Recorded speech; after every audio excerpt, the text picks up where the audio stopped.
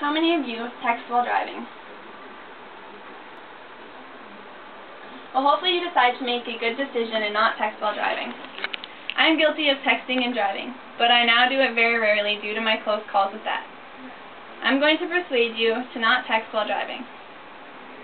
This speech will hopefully influence you not to text while driving and keep the road safe. My points will cover my experiences, statistics, and ways to prevent the risk of texting and driving.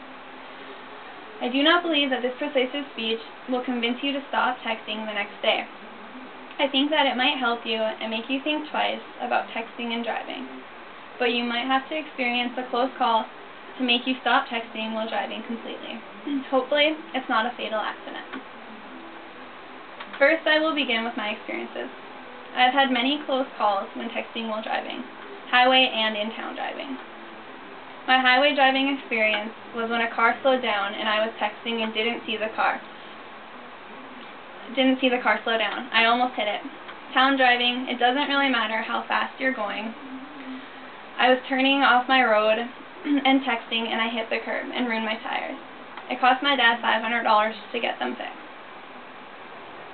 I have also had many close calls with hitting people in town because of my texting habit. One of the basketball coaches was crossing the street in the crosswalk, and I was texting and driving and didn't see him and almost hit him. I also have this friend who texts and drives all the time. She is constantly on her phone while driving, and sometimes I have to pray for my life when she's driving and steering the wheel with her knees. Fortunately, I have never been hurt, but according to statistics, many have. Many people in the U.S. die every year because of texting while driving. These are just a few examples of how texting while driving could ruin or possibly end your life. There have been many recent transportation accidents.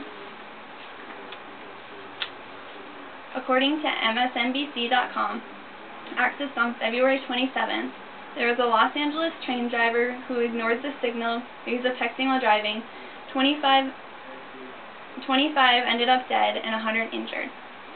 Because of this man's bad decision, someone's loved one was taken from them in a situation that was completely avoidable. There was also a bus driver in San Antonio who failed to stop.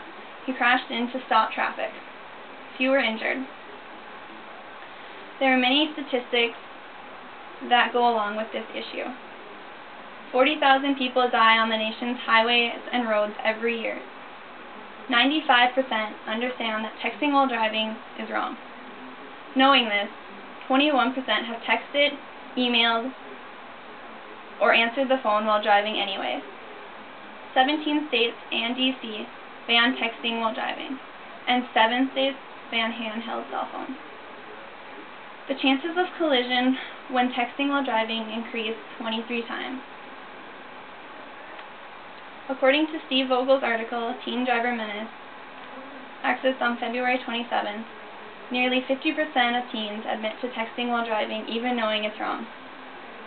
You would think we would stop texting and driving, knowing these statistics. However, we constantly decide to make the decision to text while drive and put ourselves in danger. There are many ways to prevent you from the dangers of texting while driving and possible injuries. Some tips to prevent texting while driving. If you're a constant texter, don't be tempted by your phone. Turn off your phone and let your voicemail catch the calls and messages.